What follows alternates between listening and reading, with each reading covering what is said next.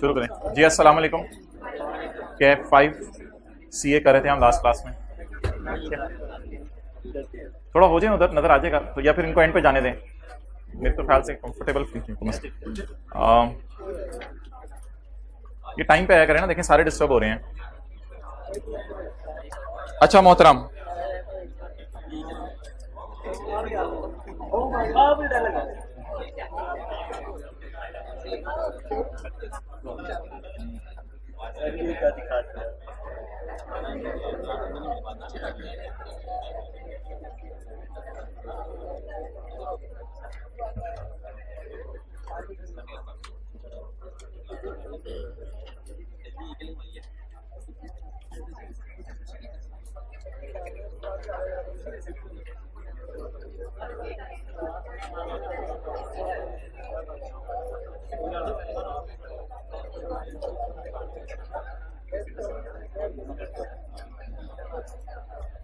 अच्छा जी,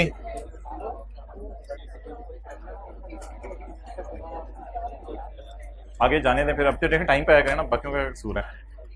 अच्छा भाई इधर देखें, सवाल हो पेपर में लेसी का, या ये आप आखिरी रो थोड़ा सा बातें बाद में कर लीजिएगा। अभी वेट करें उधर, वेट करें ताकि आइंदा टाइम पे आए। अभी वेट करें, आखिरी रो में बैठें।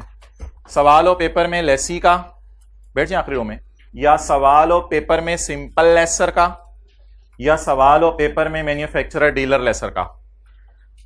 आपने बंदूक चलानी है लेसर के फॉर्मूले वाली। बंदूक कौन सी चलानी है? लेसर का फॉर्मूला। लेसर का फॉर्मूला है fair value plus IDC of laser is equal to PV of LP plus PV of UGRB. तो आपने बंदूक हमेशा लेसर के फॉर्मूले की चलानी है, और बंदूक में जो गोली डालनी है वो हमेशा कौन सी डालनी है? इम्प्लिसिट रेट की। तो चाहे पेपर में ये सवाल हो, चाहे पेपर में ये सवाल हो, चाहे पेपर में ये सवाल हो, हमने कहा था अगर सवाल में क्या मिसिंग है, रेंटल या रेट मिसिंग है। अब मेरे ख्याल से बात कंप्लीट हो गई है। अगर सवाल में रेंटल या रेट मिसिंग है तो आपने कौन सा फॉर्मूला लगाना है? Fair value plus IDC lesser PV of LP plus PV of. अब मेरे ख्याल से 100% बात मुकम्मल हो गई है। तो पेपर में सवाल आ जाए लेसी का, पेपर में सवाल आ जाए सिंपल लेसर का, उससे अगली रो में आ जाओ ना, या पेपर में सवाल आ जाए मैन्युफैक्चरर डीलर लेसर का, और रेंटल या रेट क्या हो? मिसिंग, तो आपने लेसर का फॉर्मूला यूज करना है जो कल बताया था। Fair value plus IDC of laser is equal to PV of LP plus PV of, और इसको हमने कहा था वर्किंग जीरो। अपने समझने के लिए इसको वर्किंग जीरो का नाम दे देना है। हाँ, एक एहतियात आपने रखनी है, वो जो आईडीसी हमेशा लेसर की लेनी है क्योंकि ये फॉर्मूला लेसर का है। लेकिन अगर सवाल आ जाए मैन्युफैक्चरर तो फिर आपने आईडीसी जीरो लेनी है वहां पे, क्योंकि वो आईडीसी को कहां डालता है? एक्सपेंसेस में डालता है। तो date is hand written page number 1 of our book. ये हैंड रिटन पेज नंबर 1 है बुक का, जिसके ऊपर कल बात हुई थी। और इसको चलें आज के नोट्स में ये तस्वीर भी अटैच कर दी जाएगी। तो ऐसा कब करना पड़ेगा? ऐसा तब करना पड़ेगा जब सवाल में रेंटल मिसिंग हो या इंटरेस्ट रेट मिसिंग हो।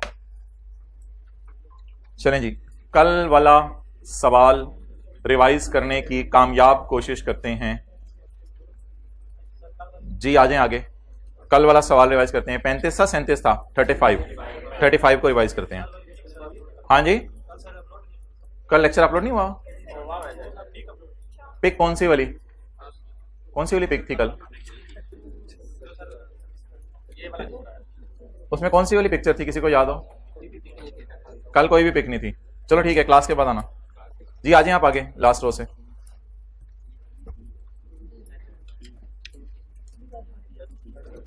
जी आज हम इंशाल्लाह कोशिश करेंगे एंड पे IAS 12 स्टार्ट कर दें। आप हजरात मुझे बताएं, कल हमारा सवाल चल रहा था आंसर नंबर 35।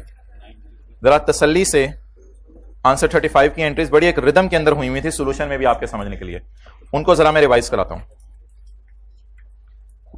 सबसे पहली एंट्री जो कल हमने अमोर्टाइजेशन शेड्यूल बनाया है उसकी बुनियाद पे होगी right of use debit, lease liability, credit. अगर लीज है 4 साल की तो 4 साल की लीज में 1 2 3 4 5 6 7 8 किराए बनते हैं। लेकिन मैंने कहा था इसको आदत बना लें कि जो किराया मिसिंग है उसको भी लिखें।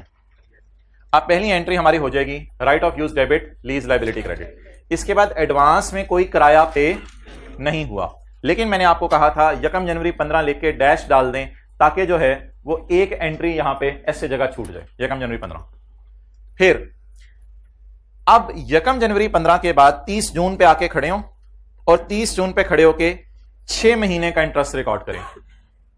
जून तक का इंटरेस्ट आपको यहां से मिलेगा।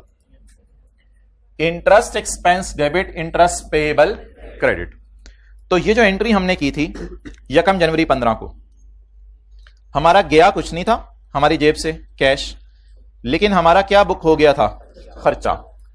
इसी तरह 1 जुलाई 15 को खड़े होकर 1 जनवरी 15 जरा जहन में लाएं, साल का पहला दिन, पेमेंट होनी थी, हुई नहीं, डैश डाल के जगह छोड़ दी थी। जरा 6 महीने के एंड पे आए 30 June 15, interest expense debit, interest payable credit.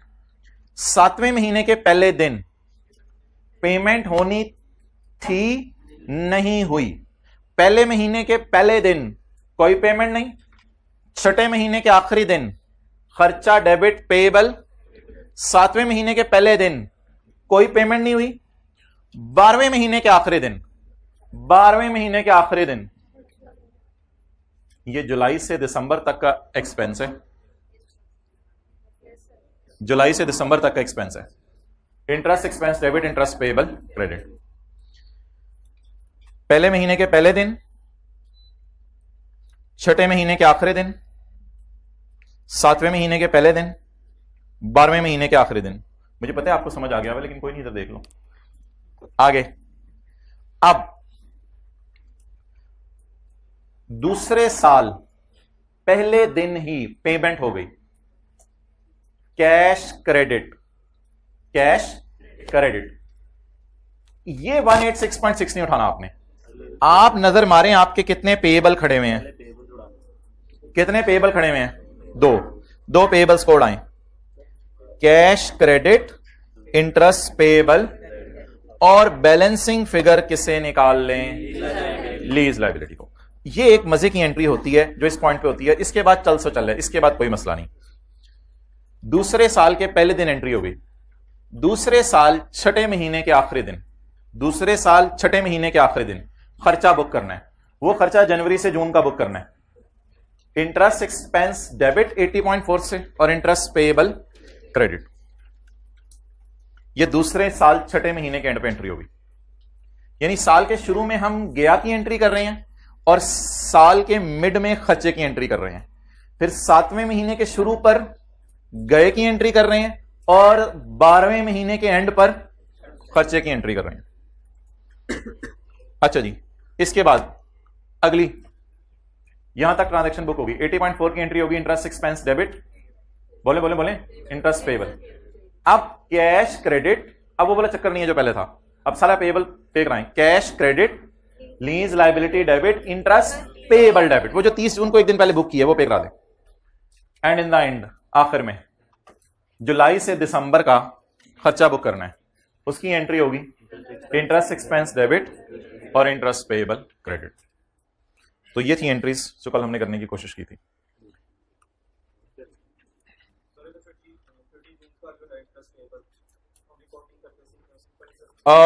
इन दोनों को इकट्ठा बुक किया जा सकता है, लेकिन एक रिदम नहीं रहेगा चीजों का। तो गया खर्च हुआ, गया खर्च हुआ, इस रिदम पे अगर चलें तो ज्यादा बेहतर है। ओके,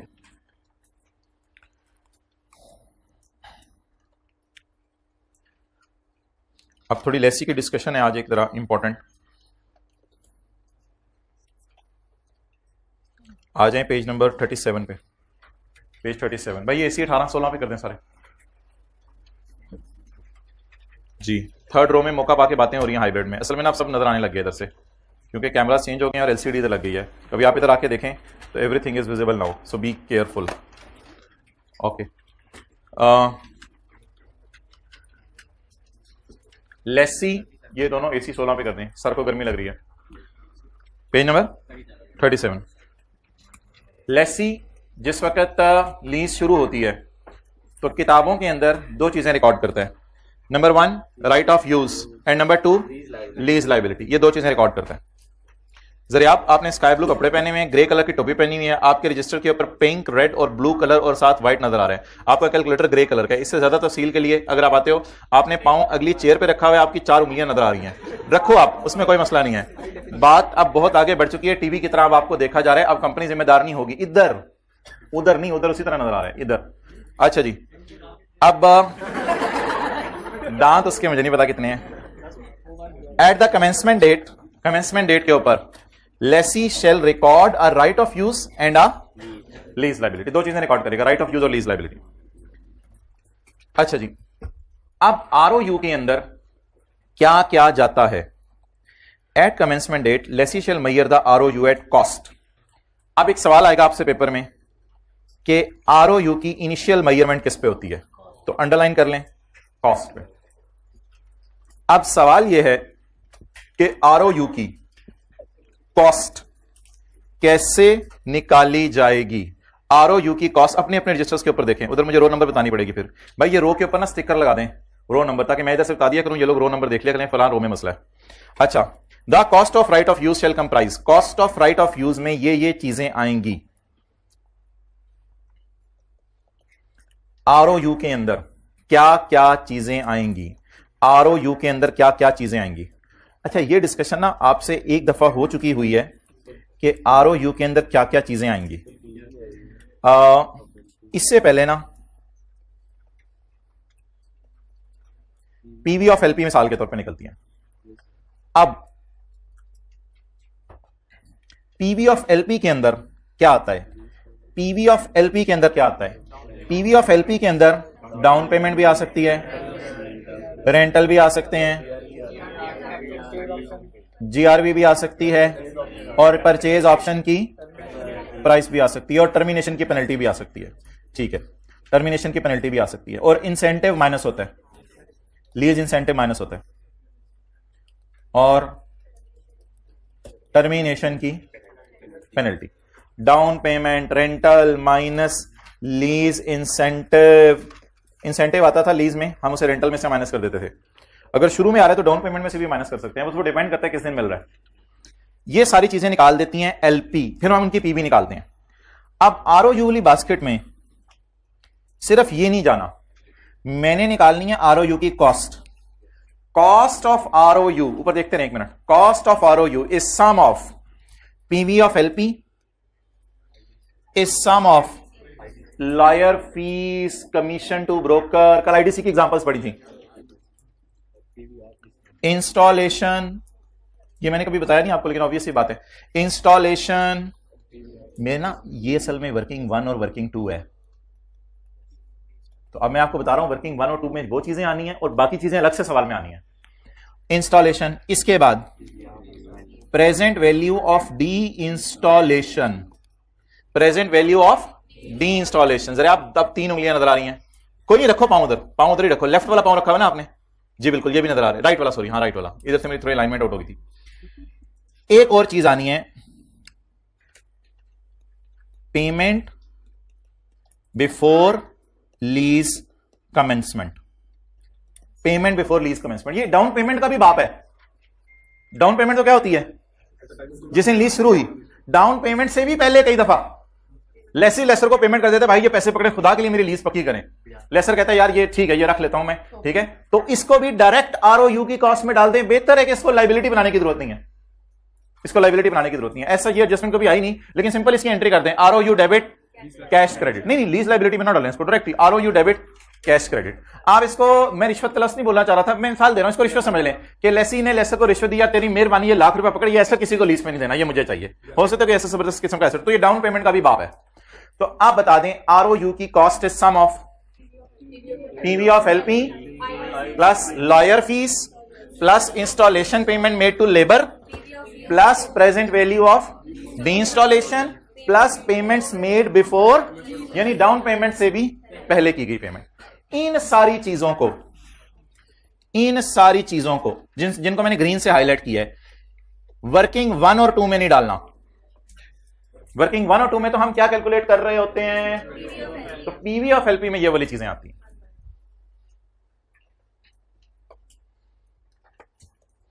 चलें जी, बड़ा अच्छा नजर आ रहा है, नोट कर लें।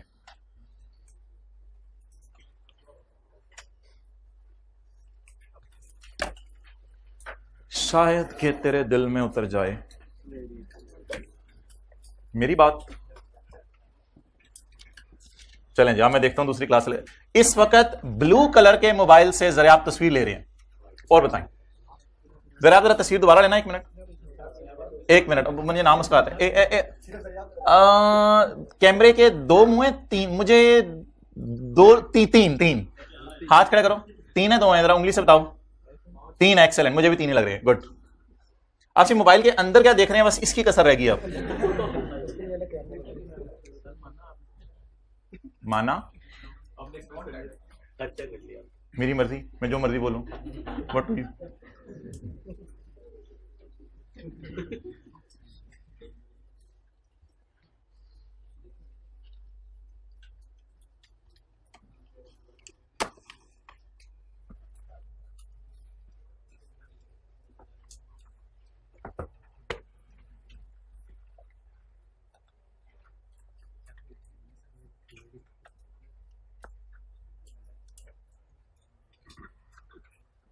अंत तक मेहनतें करनी पड़ती हैं आपको, दिन रात। आप, मैं तो खुश हो रहा होता हूँ, लोग पीआरसी में मोटरसाइकिल पे आ रहे होते हैं, तो हमें मॉड्यूल A B C जो 1.5 साल होता है इंटर का, मोटरसाइकिल का शक्ल भी नहीं देखी थी कभी। बसों पे जा रहे होते थे, बल्कि कई दफा ऐसा भी होता था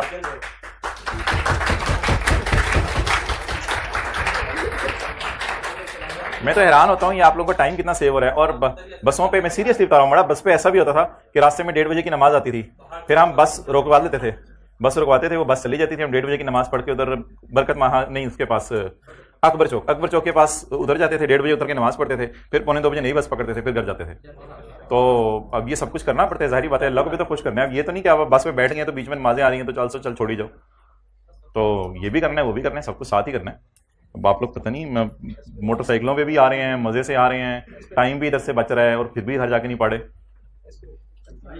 और कलमा चौक से जब हम बैठते थे फिरदौस मार्केट के लिए, तो वैगन में मुर्गा बन के जाना पड़ता था। नहीं, वैगन में आप इतना लंबा बंदा खड़ा तो नहीं हो सकता, और सीट भी नहीं होती थी, तो वो मुर्गा बन के जाना पड़ता था। आप लोग तो मजे लगे हैं आप लोगों को। ओके, लेकिन जहां पे पैसे खर्चने होते थे वहां पे फिर खर्चे जाते थे। मिसाल के तौर पे आपने पेपर देने के लिए जाना है, तो उससे पहले ही मैंने टैक्सी वाले से बात की होती थी। उस जमाने में टैक्सी भी कोई 13, 14, 1500 की मिलती थी, जो उबर क्रीमी चल रही होती थी। वो टैक्सी वाला पेपर देने से पहले करके बाद पहुंचा होता था, तो रास्ते में पढ़ते हुए जा रहे होते, फिर जहां पे पैसे खर्चने हैं वहां पे खर्चने हैं। चलें आगे पढ़ें जी। Initial measurement at the commencement date, जब लीज शुरू हो तो lessee shall measure the right of use at cost. Lessee ROU को किस पे रखेगा, बोलें? Lessee shall measure ROU at cost.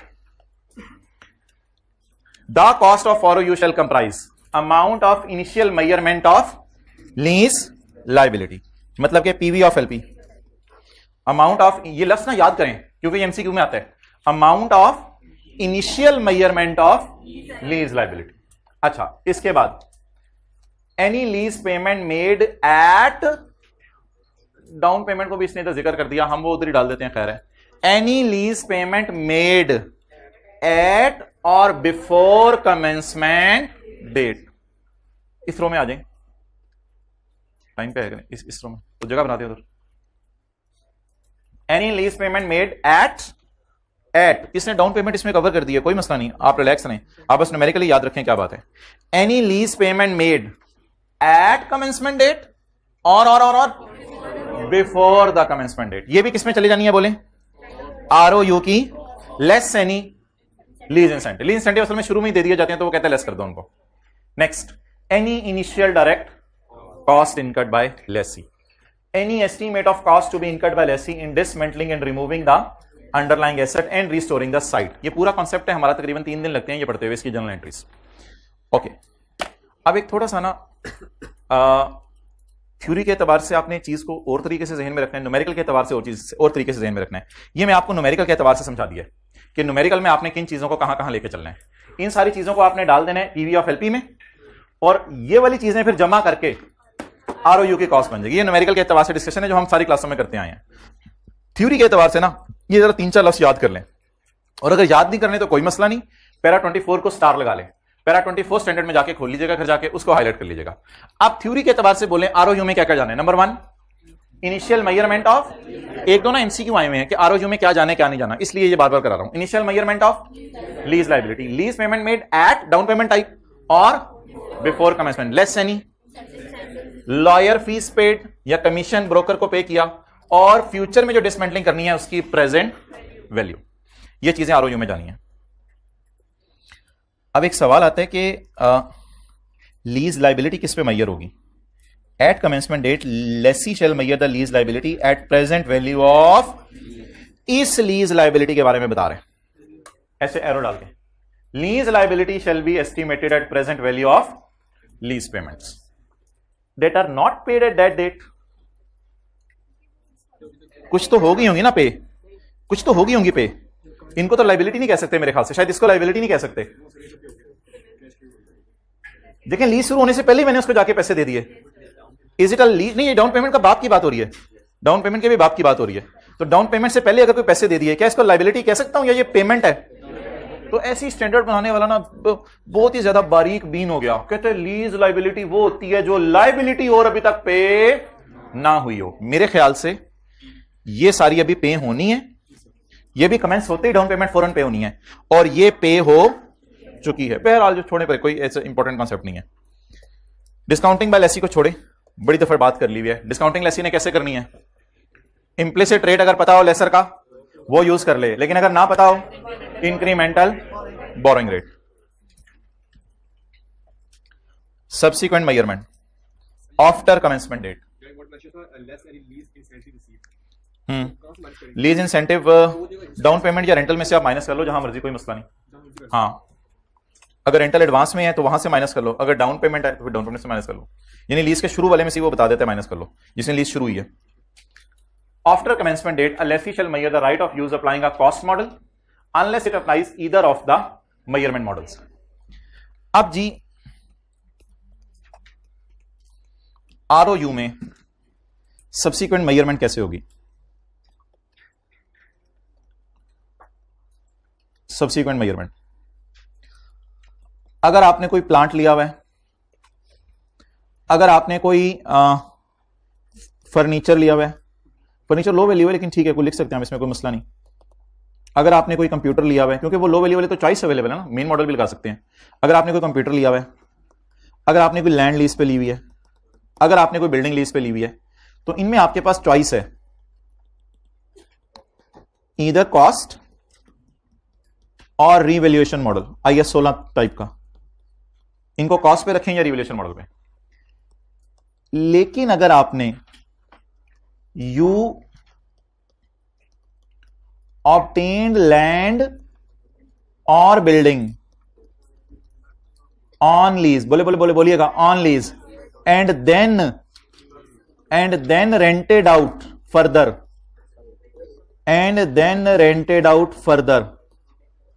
तो अब आप बताएं क्या करें? If a lessee applies fair value model in IS 40 to its investment property, the lessee shall apply the fair value model to ROU। इधर भी आपके पास चॉइस अवेलेबल है कि आप इधर किस पे रख लें, क्योंकि IS 40 में अगर चीज चली जानी है तो वहां आपको पता है ऑप्शन अवेलेबल है, इधर कॉस्ट नहीं, रिवैल्यूएशन मॉडल नहीं, फेयर वैल्यू मॉडल। जी, कुछ बच्चों ने बोला था ना इसलिए बोला, और फेयर वैल्यू मॉडल। ये क्या बात है, मैंने लैंड एंड बिल्डिंग दोनों जगह लिख दी है। अब तसल्ली से सुनिएगा, जो मर्जी एसेट आप लीज पे ले लें, आपकी मर्जी है कॉस्ट पे रखें या रिवैल्यूएशन मॉडल पे। वैसे हमने हमेशा कॉस्ट पे रखा है, आज तक कभी शायद रिवैल्यूएशन डाली नहीं हमने लीज में। और अगर आपने लैंड एंड बिल्डिंग लेकर आगे लीज पे दे दी है तो, और अगर लैंड एंड बिल्डिंग अपने पास रख ली आगे लीज पे नहीं दी, तो फिर कॉस्ट मॉडल या रिवैल्यूएशन मॉडल। ये तो लिख लो, फिर मैं सवाल लेता हूं।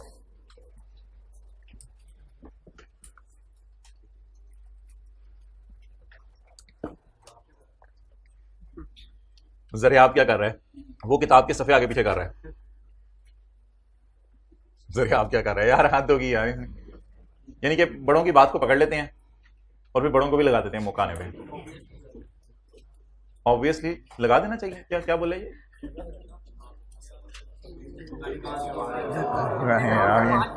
किन किन स्कूलों की पैदाइश है ये भी नहीं समझ आ रही। कहाँ आपके घर वालों ने तो नहीं ऐसी तरबियत की होगी, ये स्कूलों में दोस्तों ने खराब किया होगा आपको।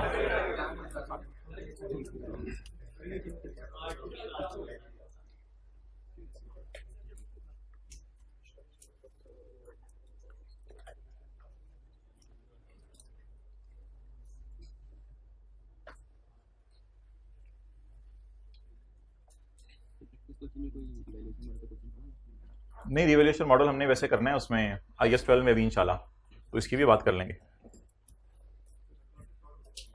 आज से इंशाल्लाह IS 12 स्टार्ट हो जाएगा। क्या लीज होगी आपको? ज्यादा होगी है अभी तो। सेल एंड लीज पे कहीं अपने सिलेबस से उड़ा दी हुई है। लीज तो आप उस समय सीए फाइनल में पढ़ेंगे सही, ये तो बरकत के लिए पढ़ा रहे हैं थोड़ी सी। किसके बारे में? इंसेंटिव जो हैं, आप पास पेपर का क्वेश्चन करना 14 या 15 हैं, कोल लिमिटेड वाला लिख लो, उसमें आप देखना रेंटल में से माइनस हुए में, रिवाइज करना, वहां से याद आ जाएगा। 13 है, पता नहीं कौन सा कोल लिमिटेड वाला सवाल है।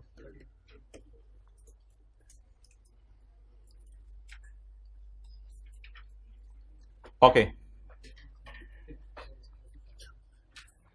बस रोजाना आना जरूरी होता है। जो हाइब्रिड वाले कल नहीं आए, जरा चेहरे नीचे कर लें शर्म से। जरा आपने नहीं किया जी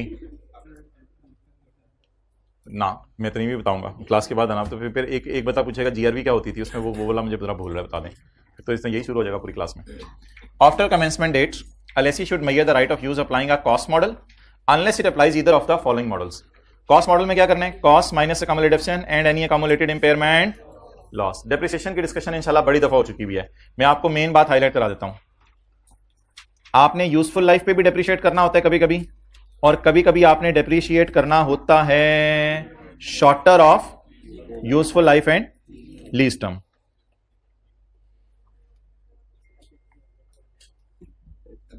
एक minute. The lessee should depreciate the right of use from commencement date to the earlier of the end of useful life और दी लीज टर्म। शॉर्टर की जगह उसने अर्लियर लिखा हुआ है। तो बस ये दो बातें हैं, छोटे परे, ये कई दफा पढ़ी हुई हैं, ये समरी में भी डिस्कस हुई है। अच्छा, आपने लीज वाले एसेट को इंपेयरमेंट ऐसे भी गुजारना है। अगर सवाल कहते हैं इंपेयर हो गया, इसको काट दें, इसकी जरूरत नहीं है।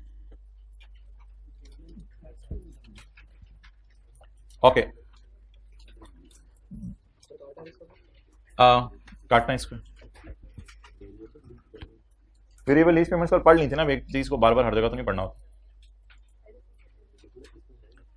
अदर मेजरमेंट मॉडल्स, अगर एक लेसी अप्लाई करता है fair value model in IS 40, अगर आप IS 40 में इन्वेस्टमेंट प्रॉपर्टीज को फेयर वैल्यू पे रख रहे हैं, तो फिर लीज पे ली गई लैंड एंड बिल्डिंग जो आगे किराए पे दे दी है, उस पे भी कंसिस्टेंसी के लिए कौन सा मॉडल लगाएं? Fair value model. अगर आप इन्वेस्टमेंट प्रॉपर्टीज पे वो लगा रहे हैं, तो फिर आप बीइंग अ लेसी भी कौन सा मॉडल यूज कर लें? Fair value model. लेकिन जो चीज इन्वेस्टमेंट प्रॉपर्टी की डेफिनेशन पे मीट करे, कौन सी चीज मीट करती है इन्वेस्टमेंट प्रॉपर्टी की डेफिनेशन में? मीट करती है land and building for rental या कैपिटल एप्रिसिएशन। नहीं, फिर right of use present value पे नहीं आएगा, फिर फेयर वैल्यू पे आएगा। लेकिन इनिशियल मेजरमेंट कॉस्ट पे करनी है। ये कौन सी मेजरमेंट की बात हो रही है? Subsequent measurement. If right of use asset relate to class of PP to which we apply revolution model in IS 16, तो LSE may elect to apply that revaluation model to all right of use assets। फिर right of use पे भी कौन सा लगा दें? आप बताएं। अगर IS 16 में रिवोल्यूशन मॉडल लगा रहे हैं तो ROU वाली चीजों पे भी तसल्ली से बात सुनिएगा। एक एंटिटी ने 2 प्लांट खरीदे हुए हैं, उनको रिवोल्यूशन मॉडल पे रखा हुआ है, तो अगर एक प्लांट लीज पे लिया हुआ है तो उस पे भी। अगर एक एंटिटी ने लैंड एंड बिल्डिंग जो है वो खरीदी हुई है और IS 40 के मुताबिक वो रेंट पे आगे दी हुई है, तो उसको अगर आप फेयर वैल्यू मॉडल लगा रहे हैं, तो अगर कोई लैंड एंड बिल्डिंग लीज पे लेके आगे लीज पे दे दी है, उस पे भी फेयर वैल्यू मॉडल। अब आपने आधा घंटा जरा अटेंटिव रहने, मार्कर देना जिससे निकाल के।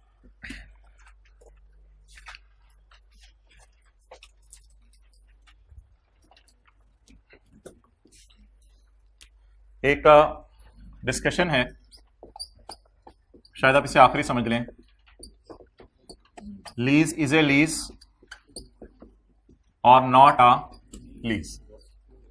लीज लीज भी है या नहीं है। इसके बाद अगली बात है कि ये फाइनेंस है या ऑपरेटिंग है, और फिर अगली बात है कि ये शॉर्ट टर्म लीज है या लो वैल्यू एसेट है। पहला तो सवाल है पता चलाओ लीज भी हुई है या नहीं। इसके लिए दो टेस्ट हैं, इसके लिए दो टेस्ट हैं। आइडेंटिफिकेशन टेस्ट और दूसरा टेस्ट कंट्रोल टेस्ट। कितने टेस्ट? दो टेस्ट, नोट करने दिया जाएगा। आइडेंटिफिकेशन टेस्ट और दूसरा टेस्ट कंट्रोल टेस्ट। डस्टर है कोई दूसरा पड़ा हुआ? किधर? Okay, identification test. Identification asset की एक्सप्लिसिट भी हो सकती है, एक्सप्लिसिट भी हो सकती है, और आइडेंटिफिकेशन इम्प्लिसिट भी हो सकती है। देखते रहिएगा जब ये दो एसेट पड़े हुए थे, ये दो एसेट पड़े हुए थे। लेसर ने कहा लकड़ी वाला जाके ले लो, प्लास्टिक वाला ना लेना। लकड़ी वाला ले लो, प्लास्टिक वाला ना लेना। आप बताएं आपको क्या लग रहा है, आइडेंटिफिकेशन एक्सप्लिसिट है या इंप्लिसिट है? एक्सप्लिसिट है, वाज़े तौर पे पता चल रही है, वाज़े तौर पे पता चल रही है। क्लियर? अच्छा, अब ऐसा भी हो सकता है कि लेसी कोई एसेट लीज पे लेने जाए तो लेसर उसको कहे अच्छा यार जाओ तुम्हें डस्टर दिया। अब ये बाहर जाके देखे तो डस्टर ही एक पड़ा हुआ है, बाकी चीजें तो मार्कर है ना, तो चीज ही एक पड़ी हुई है। या फिर लेसी को पता है कि लेसर ने मुझे देनी ही कौन सी चीज है, इसके पास और कुछ पड़ा ही नहीं हुआ, तो it will be considered as implied, implicit. तो वाजे तौर पे भी लेसर बता सकते हैं फलां एसेट ले लो, या कई दफा बातें करते करते अंदाजा हो जाता है कि किस बंदे की जो है वो बात हो रही है। ठीक है, अब कई दफा रिश्ता लेने के लिए घर में आते हैं बेटी का, अब पहले से बातें चल रही होती हैं, अब एक्सप्लिसिटली तो नाम नहीं लिया जाता, लेकिन ऑब्वियसली इतने अरसे से बात चल रही है, पता चल जाता है जी किसकी बात हो रही है। आप लड़कों का भी रिश्ता लेने आते हैं, परेशान हो जाते हैं, ऐसे ना शक्ल ना आया कर। तो आइडेंटिफिकेशन कैसे होती है? एक्सप्लिसिट भी और इम्प्लिसिट भी। Lessor has no substitution right। Lessor को एसेट बदलने का हक नहीं होना चाहिए, लेसर को एसेट बदलने का हक नहीं होना चाहिए। मैंने 5 साल के लिए ये मशीन लीज पे ले ली, 5 साल के लिए मशीन लीज पे ले ली। लेसर ने पहले साल के एंड पे कहा यार ये वाली तरह वापस कर दो, ये वाली ले लो। हमने कहा क्या मतलब, हाउ डेयर यू, क्या ये चीज मेरी नहीं है 5 साल के लिए? अच्छा, कहते चलो अगले साल फिर ये वाली ले। तो पागल बनाया हुआ तुमने मुझे। तो लेसर के पास सब्स्टिट्यूट करने का राइट नहीं होना चाहिए। चलें जी, रिपीट। लीज लीज भी है या नहीं, इसके लिए पहली शर्त दो टेस्ट परफॉर्म करने हैं। सबसे पहले आइडेंटिफाई करने का तरीका, या एक्सप्लिसिटली बता दें फला चीज है, या इंप्लाइड होकर चीज ही एक पड़ी हुई है तो वही है। दूसरी बात, लेसर के पास एसेट को बदलने का हक नहीं होना चाहिए। डूज भी देखने हैं, डोंट्स भी देखने हैं। मैं डोंट कह रहा हूं, डोंट। लेसर के पास एसेट को बदलने का हक नहीं होना चाहिए। अगला टेस्ट कौन सा है जी? Control test. इसमें मैं अल्फाज वही लिखता हूं जो बुक में लिखे हैं। पेज निकालने, कौन सा पेज है किसी को पता है?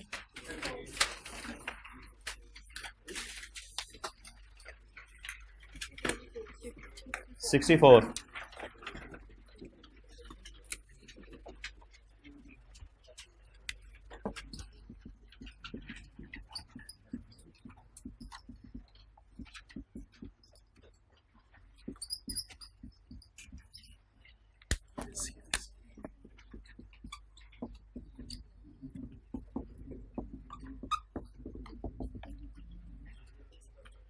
आपका एक चीज पे कब्जा कब साबित होगा? कंट्रोल का उर्दू में मतलब है कब्जा।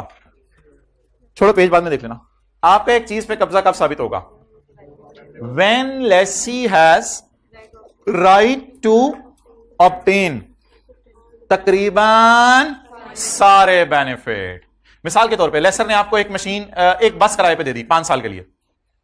अब लेसर ने आपको कहा यार मादरत, वो ना दूसरे साल के ना तीसरे महीने में दोपहर को मेरी शादी है, तो मुझे थोड़ी देर के लिए बस चाहिए होगी। लेसी का कोई मसला नहीं, सारे बेनिफिट्स तो मैं ही ले रहा हूँ 5 साल में। वो 1-2 घंटे के लिए आपने अगर बेनिफिट उसे लेना है तो ले लेना, कोई मसला नहीं, ले लेना, मेरे पास आ जाना, मुझे भी साथ ले जाना, तो मेरी भी करा देना। अच्छा, तो लेसी हैज, मुस्कुराता क्यों नहीं, तो lessee has right to obtain तकरीबन सारे बेनिफिट्स। इसका क्या मतलब है? लेसी क्या करे एसेट को? अल्लाह का शुक्र है कंट्रोल करे। इसे साबित हो रहा है कि किसका कंट्रोल है? लेसी का। अच्छा जी, अच्छा फील करें ये सारी चीजें ना लेसी को स्ट्रॉन्ग कर रही हैं। लेसी को पता होना चाहिए उसे क्या मिला है। लेसर के पास बदलने का हक नहीं होना चाहिए। लेसी की चले एसेट पे, फील हुआ? कराऊं?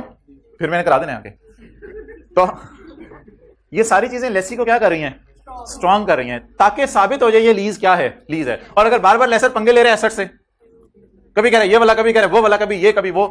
अच्छा, इसके बाद अगली चीज, नहीं अभी नहीं सवाल, अभी नहीं सवाल। Lessee has right to direct the use. Lessee के पास एसेट के यूज करने की डायरेक्शंस उसके हाथ में होनी चाहिए। कई दफा होता है आप एसेट से बेनिफिट ले रहे होते हैं, लेकिन बेनिफिट लेने के बाद, अच्छा घरों में नहीं कभी सुना तुम किसके इशारों पे चल रहे हो? अरे शादी नहीं हुई अभी। अच्छा, तो लेसी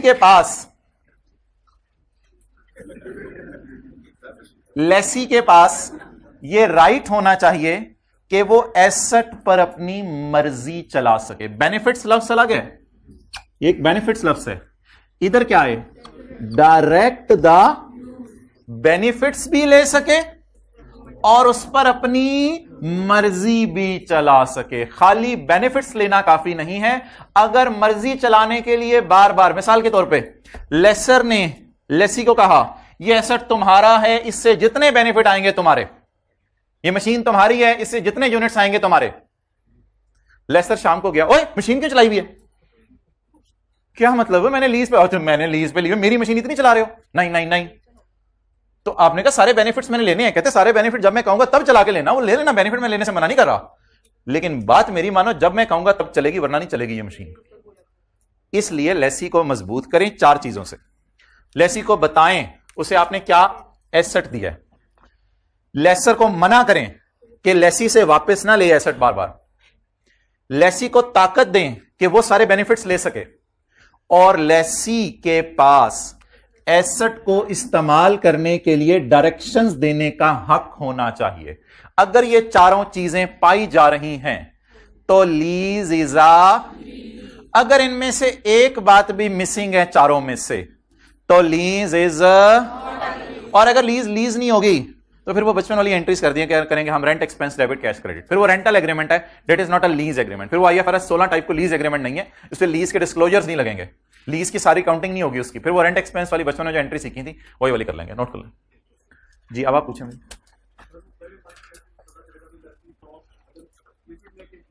नहीं, लेसर बस एसेट बता दे, चाहे उंगली से इशारा करके बता दे, चाहे लेसी नजर मारे और जाके कहे यार ये 3 ट्रैक्टर खड़े हैं, मैंने तो ट्रक मांगा था, वो ये है बस। लेसी स्ट्रॉन्ग कैसे कि लेसी को पता चल गया कौन सी चीज है, लेसी को पता चल गया कौन सी चीज है। अब सारे मोटरसाइकिल खड़े हैं, मैं आपको ये फला वाला मोटरसाइकिल मैं आपको लीज पे दे रहा हूं, यू विल फील रिलैक्स। अल्लाह का शुक्र है, अल्लाह का शुक्र है, मुझे पता चल गया कौन सी चीज है, मैं किसी को नहीं छेड़ने दूंगा। तो these all 4 are good signs for lessee. जरियाब ने इस वक्त पांव उतार लिया हुआ नीचे, दोनों पांव रखो, जरियाब से पिछले वाले भाई दीवार के साथ टेक लगा, और ये यार मजे से क्लास ले में तो ये मना किया है, ले दोबारा टेक लगा, बस दीवार का ध्यान रखिए गिर ना जाए, दोबारा टेक लगा। ये 3rd रो में फिर बातें हो रही हैं दूसरी वाली हाइब्रिड क्लास में, बार बार मना करना पड़ा है, कल से अलग अलग बैठे। अच्छा जी, कैमरा चेंज करवा दें। कवा तीनों सुनावा नो कवा हाइब्रिड नो सुनावा फिजिकल नो। तो ये सिर्फ उनसे नहीं कहा जा रहा होता, आपसे भी कहा जा रहा होता कि टेंटे हो रहे हैं। जो पंजाब वाले मुहावरे बना गए हैं ना,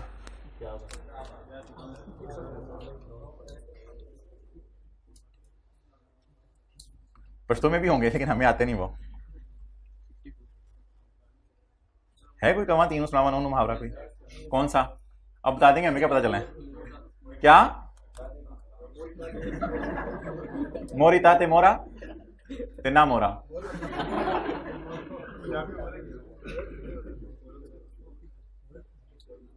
उर्दू लैंग्वेज है कमाल। चचा, ताया, फूफा, अंग्रेज अंकल, फूफा केड़े अंकल, वो अंकल। अच्छा,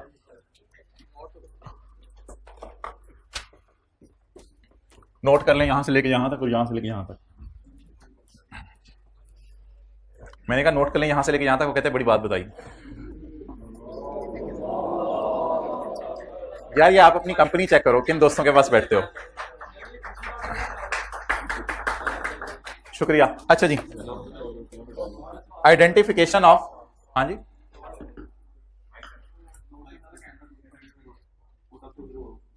ओए हुए माड़ा, इधर रखना था कैमरा, कोई नहीं, खैर मुझे तो देखते रहते हैं, ये तरफ रखना था, ये अभी आया है।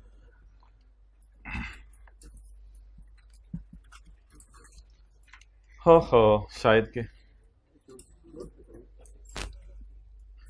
हाँ, बड़ा मोबाइल यूज कर रहा है, हाइब्रिड में बैठ के चपेट मारेगा इधर से। अच्छा, ना ढूंढो ना, तुम्हें नहीं कह रहा सेकंड लास्ट रो, तुम आगे पीछे देखने लगे हो। अच्छा जी, इधर आए, नोट करें, अभी करने दें उनको, उधर जाएं,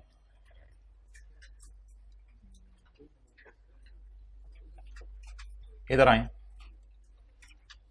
चलें जी, पढ़ें। पहले समरी पढ़ लेना, पेज 66, आइडेंटिफिकेशन टेस्ट और दूसरा कंट्रोल टेस्ट।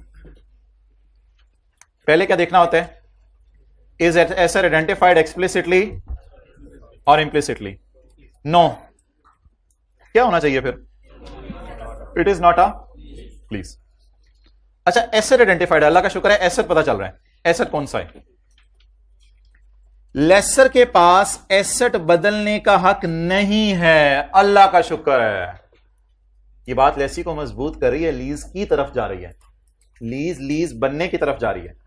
लेसर के पास एसेट बदलने का हक नहीं है, अल्लाह का शुक्र है वो एसेट बदल नहीं सकता। Lessee will feel more confident. लेकिन अगर खुदा ना खास्ता लेसर के पास एसेट बदलने का हक है, और हर जगह आपने देख लिया हमने यस यस लगाया, सिर्फ एक जगह क्या लफ्ज लगाया?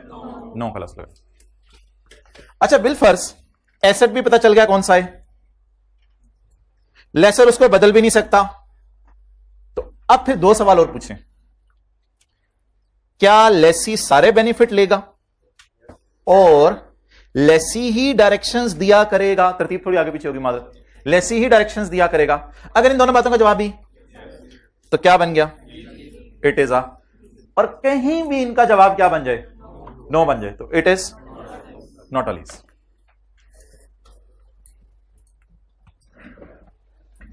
आई कैप का मनपसंद एरिया बन चुका है ये। 2 से 3 नंबर का कभी एमसीक्यू आ रहा है, कभी पास पेपर का सवाल आ रहा है इसमें से, तो ये उसका बड़ा मनपसंद एरिया बन चुका है। लीज से सवाल 16 से 17 नंबर का आ सकता है, एमसीक्यूज डाल के, यही ग्रेड तो उसने यही रखी हुई है। पढ़े जी पेज 63 पे।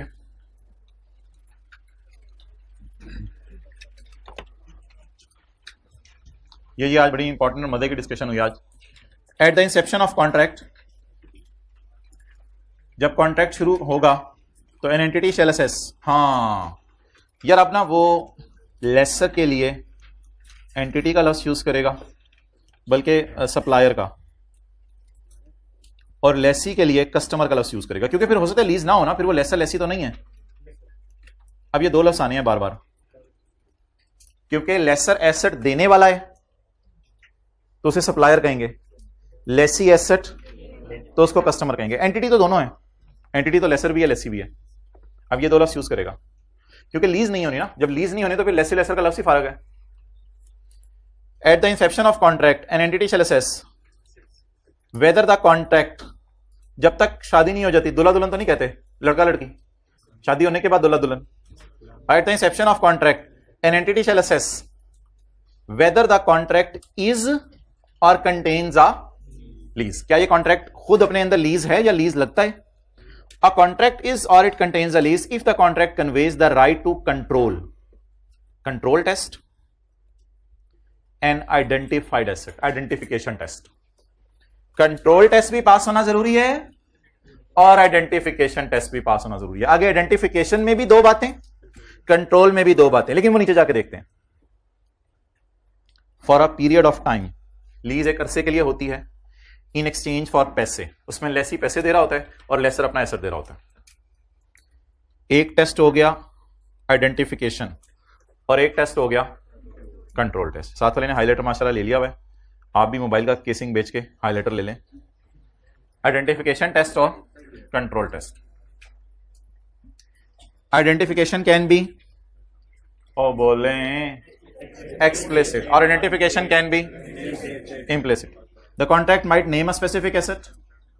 The contract might name a specific asset. या हो सकता है ये भाई ही एक हो, जब रिश्ता लेने आए तो इसी की बात होनी है, ना भी नाम लिया जाए दानिश का तो पता चलेगा जब रिश्ता लड़के का लेने आया तो लड़का है ही क्या, नहीं भाई ही एक है, एक हो वैसे।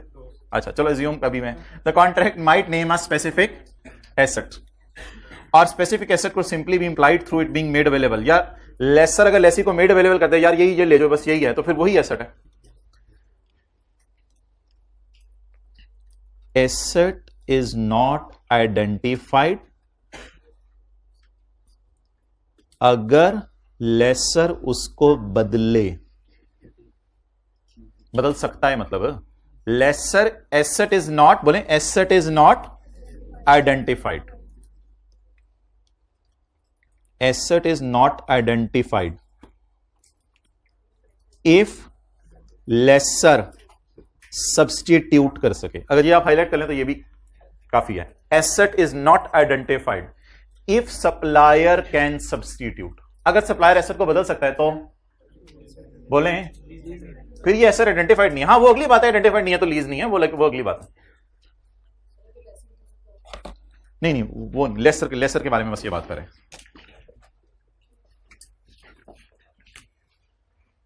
इसमें दो बातें हैं, practical ability and would benefit and lesser, क्यों जगह बनाओ, and lesser would benefit. Practical ability होनी चाहिए और लेसर वुड बेनिफिट, और लेसर को उससे फायदा हो। प्रैक्टिकल एबिलिटी होनी चाहिए और लेसर को उससे, ये असल में मैं सारा बात करने लगा हूं, इसमें ना ये कोई कंडीशन अभी नहीं है, मैं इसकी ना दो बातें आपको बता रहा हूं, इसको आप ब्रैकेट में भी छक ले लें। Practical ability and lesser would benefit, ये इसकी एक तफसील है, इस तफसील को आपने ये लाइन पढ़े बगैर समझना है। लेसर ने होंडा एटलस कार को मशीन लीज पे लेके दी, होंडा एटलस कार ने मशीन इंस्टॉल कर ली, गाड़ियां बननी शुरू हो गई। क्या प्रैक्टिकली पॉसिबल है कि लेसर इस मशीन को सब्स्टिट्यूट कर दे? सोचे जल्दी प्रैक्टिकली पॉसिबल है इसको सब्स्टिट्यूट कर दे? बिल्कुल पॉसिबल नहीं है। वो इतनी हैवी डी इंस्टॉलेशन की कॉस्ट हो जानी है, नई मशीन मंगवानी, ट्रांसपोर्टेशन, फिर उसकी इंस्टॉलेशन, तो नया स्टेप है पूरा। यानी कि आप एक घर की बेसमेंट बना के आप कहें यार ये दोबारा बना दो, प्रैक्टिकली पॉसिबल हो तो सकता है, पॉसिबल तो दुनिया में सब कुछ है, आपको जाने को, कुछ चांद उतारने को लोग तैयार हैं, तो हो तो सकता है, लेकिन प्रैक्टिकली पॉसिबल नहीं है। अच्छा ये तो मैंने आपको किस चीज की मिसाल दे दी, एक मैंने आपको मिसाल दी प्रैक्टिकली पॉसिबल नहीं है। एक और मिसाल, लेसर ने लेसी को बस दी, देखिए कभी बस ऐसे ऐसे तो नहीं होती ना, ऐसे होती है। लेसर ने लेसी को बस दी, थोड़े दिनों बाद लेसर ने कहा यार मैं ये बदल रहा हूं, अभी ये मैंने मुझे बताएं लीज है या नहीं, मुझे प्रैक्टिकल एबिलिटी बताएं, क्या प्रैक्टिकली पॉसिबल है कि वो बस बदल दे? बिल्कुल पॉसिबल है, इतना आराम से पॉसिबल है। वो बस लाके खड़ी करो, नई बस। Is it practically possible? Yes it is practically possible. ठीक है, जैसे कॉलेज वाले हैं, अब ये सीट्स इस क्लास के मुताबिक काट के आपने देखे नीचे कील लगा के लगा दी गई हैं, अब इनको दूसरी क्लास में शिफ्ट करना शायद प्रैक्टिकली बड़ा मुश्किल हो, लेकिन सिर्फ ये वाला रोस्ट्रम उठा के या ये वाली चेयर उठा के दूसरी क्लास में शिफ्ट करना, आई होप प्रैक्टिकल एबिलिटी का समझ आ गया होगा।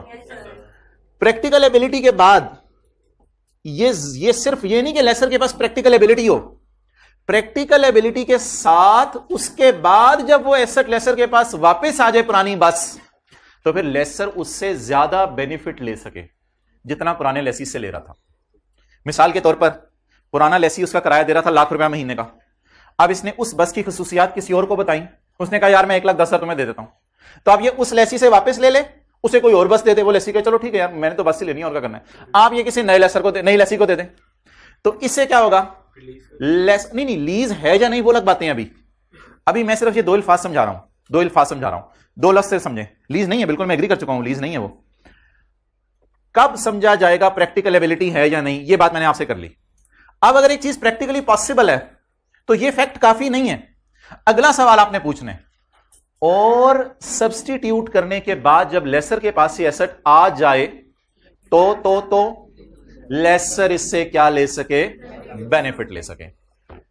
कब समझा जाएगा सब्स्टिट्यूशन राइट है, कब समझा जाएगा सब्स्टिट्यूशन राइट है। सब्स्टिट्यूशन राइट इज देयर, थोड़ा सा जरा हौसला रखिएगा, अल्फाज लिखे जाएंगे बाद में, आप सिर्फ concept, substitution right is there if, दो बातें पाई जाए, बदलने का हक कब है, बोले बोले बोले, बदलने का हक कब समझा जाएगा अच्छा खासा है, जब दो बातें पाई जाएं। नंबर वन, बदल सकते हो, पॉसिबल है बदलना, जी बदल सकता हूं, बस है मशीन नहीं है, चलो ठीक है बदल दो, और बदल के तुम क्या लो, बेनिफिट लो। अगर तुम ऐसा कर सकते हो तो इसका मतलब है लेसर के बदलने का हक अच्छा खासा है। अब ब्रैकेट के अंदर बड़ा बड़ा लिख लें, सब्स्टिट्यूशन राइट इज सब्सटेंटिव, या ऐसा करें स्टार यहां डाल के लिख लें, जैसे भी लिखना है, substitution right is substantive if lesser has practical ability. Substitution right is substantive if lesser has practical ability. रुके, पढ़ें क्या लिखा है, नहीं सोचें सोचें, बहुत आसान इंग्लिश का फिक्र है, फोकस करें।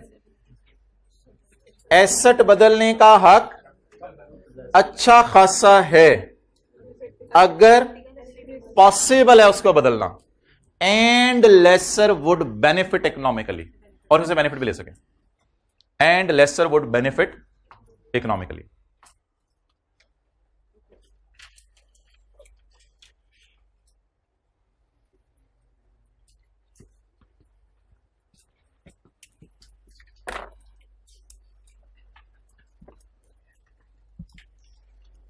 सवाल, अच्छा ये आज वाला लेक्चर ना, मोबाइल यूज कर रहे हैं यार, बताते रहा करो मुझे साथ साथ, छोड़ दे यार, ये ना आज वाला लेक्चर यूट्यूब पे अपलोड कर देना, क्योंकि ये वाला जो क्वेश्चन है ना इसको आपने बार बार घर में रिवाइज करना है। अच्छा sorry sorry sorry sorry, lab में जाएं, हद होगी, अपने ऑनलाइन एडमिशन लेना था। अच्छा सवाल हमारा ये है, does the lessor has substitution right. Standard कहता है yes, the lesser will have only substitution rights if he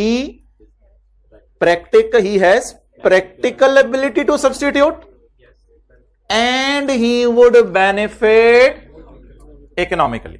और अगर प्रैक्टिकल ये एबिलिटी नहीं है उसको बदलने की, जैसे मशीन है, तो lessor has no substitution right, फिर उसको बदलने का हक ही नहीं है।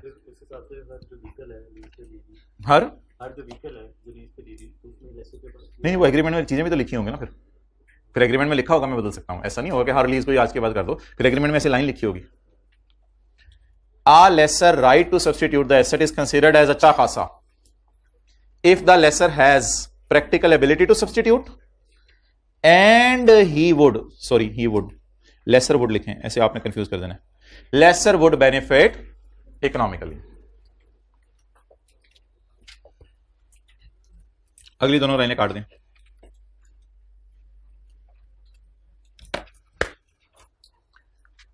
अच्छा जी, अब इस डिस्कशन को मैं क्लोज कर रहा हूं आज के लिए। हमारी एक डिस्कशन रह गई है, right to direct the use. इसमें एक थोड़ी तफसील है, इस एरिया को अभी तक आई के आपने टेस्ट नहीं किया, लेकिन इस एरिया पे कल हमें 20-25 मिनट लगाने पड़ेंगे, फिर ये एरिया समझ आएगा। अब हम 3 सवाल करने लगे हैं, उसमें से 2 एमसीक्यू होंगे और एक दो पास पेपर के सवाल हैं, एक एमसीक्यू है वो भी पास पेपर का है, ताकि ये सारी डिस्कशन को हम क्लोज कर दें। फिलहाल के लिए मैं आपके सामने ये वाली डायग्राम खोल के रख रहा हूं, 3 सवाल हम करने लगे हैं जिससे हमें डिस्कशन क्लोज होती हुई नजर आए। एमसीक्यू खोलें, सबसे आखिरी, पता नहीं 24वां या कौन सा है,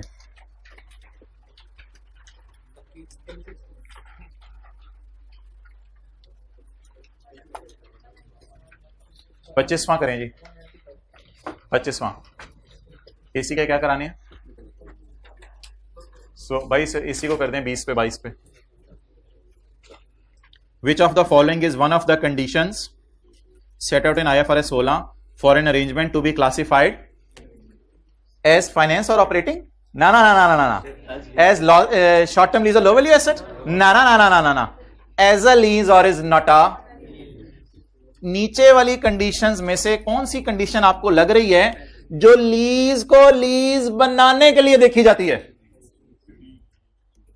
Lessee has right to obtain all the benefits from use of the asset. Lessee has right to obtain substantially all the benefits. Lessee has right to obtain all the benefits. क्या लीज को lease बनाने के लिए ये वाली बात देखी जाती है? इसको टेक करते हैं। Lease is for a major part of economic life. ये तो लीज को फाइनेंस ऑपरेटिंग बनाने के लिए देखी जाती है, तो ये तो फाइनेंस ऑपरेटिंग का टेस्ट है। ऐसी कोई बात हमने पढ़ी है यहां कि मेजर पार्ट ऑफ इकोनॉमिक, ये तो नहीं देखी जाती मेरे ख्याल से।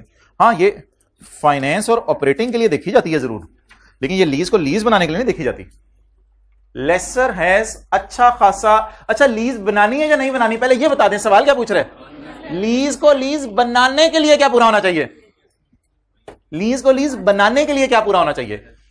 असली ये नहीं सवाल पूछा क्लासिफाइड एज लीज और इज नॉट अ लीज। फिर जरा ब्रॉड सवाल होता, कहते हैं मैं लीज को लीज बनाना चाहता हूं, लेकिन एग्रीमेंट में लिखा हुआ है लेसर एसेट को बदल सकता है।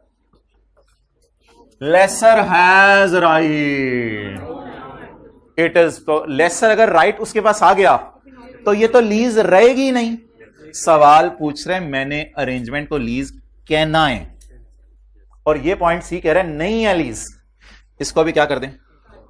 और अगर ऊपर सवाल लिखा होता कि लीज इज अ लीज और इज नॉट अ लीज, तो क्या ये सवाल पूछा जाता है? फिर शायद हम कह देते ये सवाल पूछा जाता है।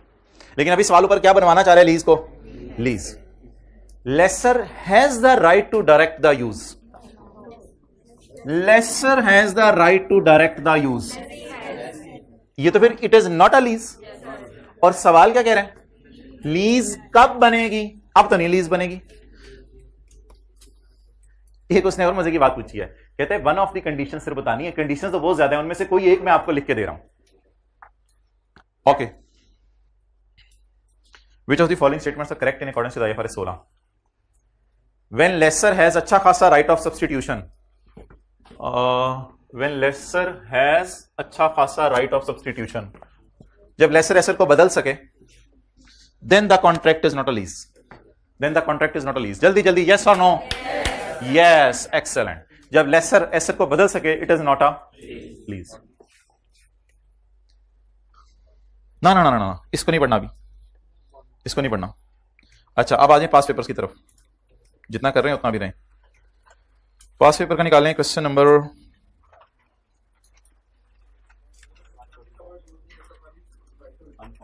किसका लफ्ज यूज नहीं करता? बस फिर सब्सटेंटिव भी समझोगे आप। बड़ा कमाल सवाल था।